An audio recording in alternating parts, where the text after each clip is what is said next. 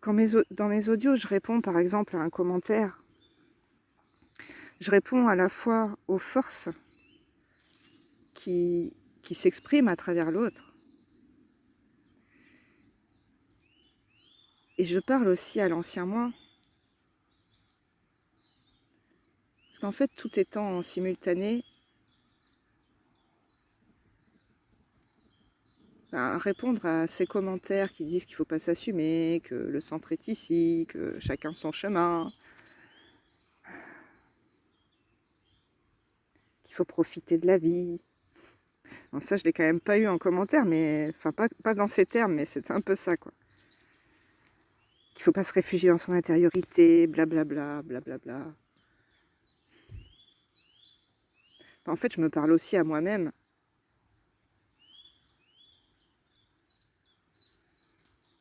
Donc mes expressions sont d'abord pour moi. Ce constat que mes audios sont pas utiles à tous, du moins en cet instant. Peut-être que plus tard, ils seront plus utiles lorsque les êtres seront reconnectés à leur savoir, auront accepté de ressentir, de ne plus être coupés de leur ressenti. Parce qu'il y en a beaucoup qui font le processus un peu, j'aurais envie de dire, c'est les touristes du processus, quoi. Et pour moi, il est important de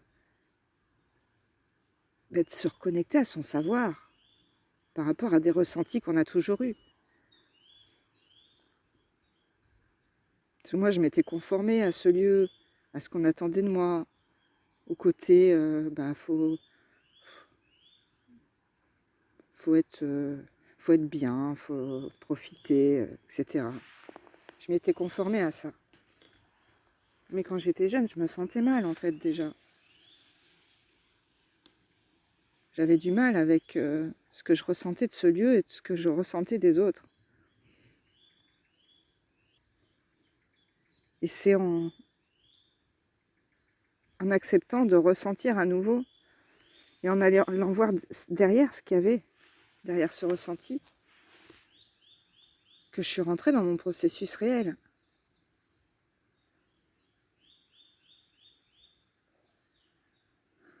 Il faut que je fasse un audio global sur le processus.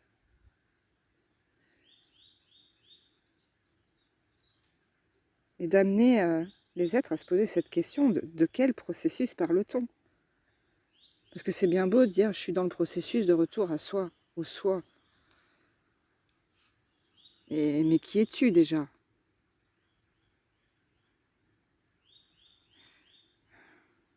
Quand j'étais encore identifiée à mon personnage, j'avais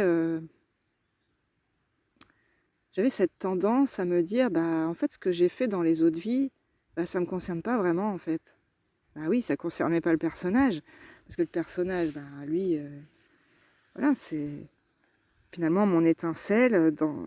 J'assume la vie de mon personnage et tout ce que j'ai vibré, tout ce que j'ai créé dans cette trame, avec ce personnage. Mais une fois que le personnage est réintégré, il y a toutes les autres vies à assumer. Mais tu ne peux pas les assumer en tant que personnage. Un personnage ne peut pas assumer d'autres personnages. C'est l'étincelle et l'être qui doivent assumer. Et le truc, c'est que ouais, il y a vraiment besoin de se poser cette question, de se situer, de poser aussi certains objectifs. Est-ce un processus pour avoir une meilleure vie ici? Non. Je dis pas qu'il faut avoir une vie de merde.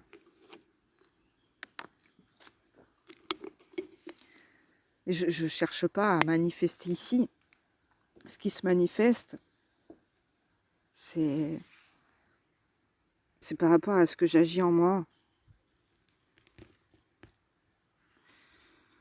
C'est ce que j'incarne de mes principes. Ce que j'incarne de ce que je suis se manifeste ici.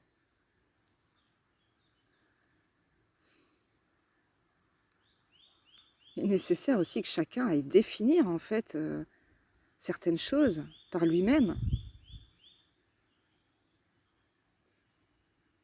Quand j'ai commencé mon processus, j'étais encore dans le personnage.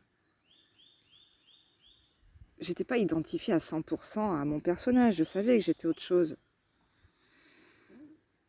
Mais j'étais trop imprégnée par cette vie. J'ai d'abord défini ce que n'était pas l'amour, ce que n'était pas l'intelligence, ce que n'était pas la volonté. Puis ensuite, j'ai défini ce que c'était pour moi. J'ai affirmé mon réel, mais sans cristalliser non plus. Parce que finalement, j'ai pu redéfinir aussi à d'autres paliers et en fait revenir là-dessus. Il y a un truc aussi que les spirituels ont tendance à faire, c'est de dire, bah voilà, moi j'ai traité ça, c'est bon, c'est terminé. Ouais, bah moi en fait j'ai traité le personnage il y a 6 mois ou 1 an là. Et là récemment je suis revenue dessus parce que ce que j'avais traité, je l'avais traité de par mon observation. J'avais aussi eu accès à certaines créations, à certaines formes à l'intérieur de moi, à certaines vibrations. Mais comme à une première profondeur. Et de par tout ce que j'ai agi en moi, etc., je me suis confrontée à nouveau à cette vie. Mais cette fois en étant totalement à l'intérieur de moi et depuis les domaines de mon soi. En fait, je reprends toutes mes actions. C'est pas une perte de temps. C'est pour rien laisser au hasard. Bref, ce que je voulais en fait exprimer dans cet audio, c'est que il est important à un moment donné d'arrêter de se couper de ses ressentis. Parce que si tu ressens réellement, tu as envie de faire ce qu'il faut.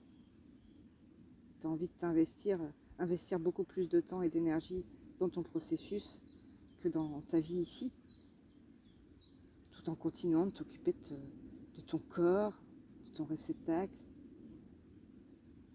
qui contient toutes tes intégrations. Donc c'est important aussi de s'en occuper. Mais il ne faut pas être au service de son réceptacle. C'est ton réceptacle qui est à ton service.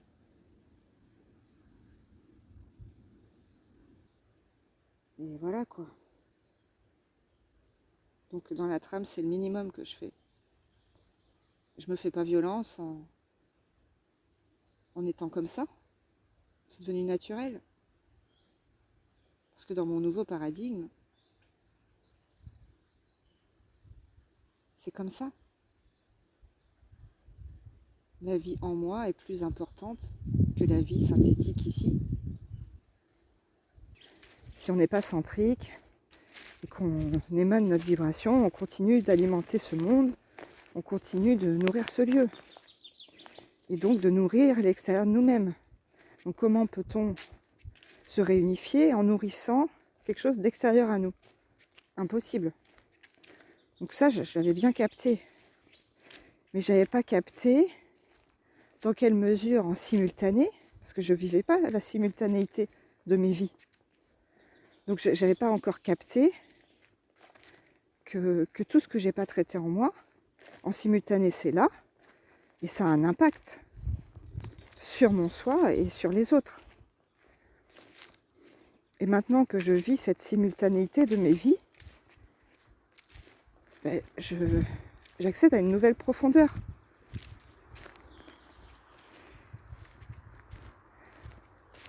Et comme je le disais tout à l'heure, si tu te dis non mais moi dans cette vie je fais de mal à personne, je suis quelqu'un de bien, je suis un être centrique, que tu vas pas agir sur tout ça, voilà quoi.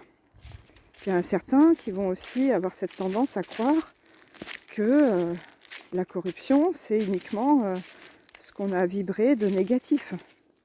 Donc ils vont être quand même dans une certaine démarche sincère du processus, mais en fait ils se font manipuler par leur double à agir que sur ce qu'ils ont émané de négatif. Et donc du coup, en fait, ils se vibralisent en positif, quoi. Donc c'est à tous les paliers, en fait, il y a des pièges, quoi.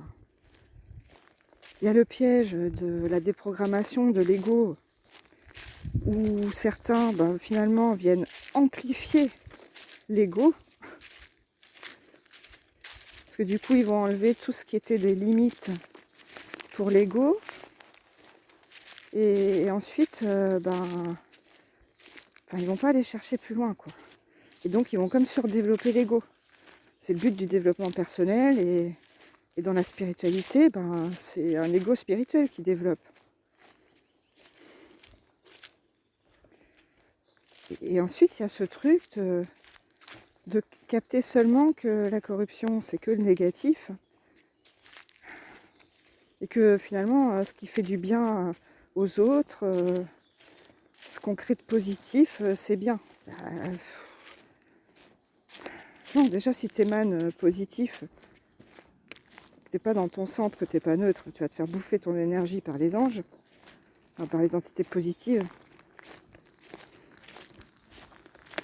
Et en fait, tu continues d'alimenter ce lieu. Et ce lieu est dualité, donc il tendra toujours vers un équilibre positif-négatif.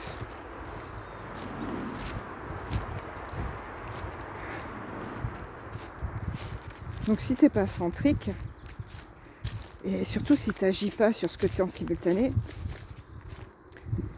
en fait, tu participes toujours à la corruption de ce monde.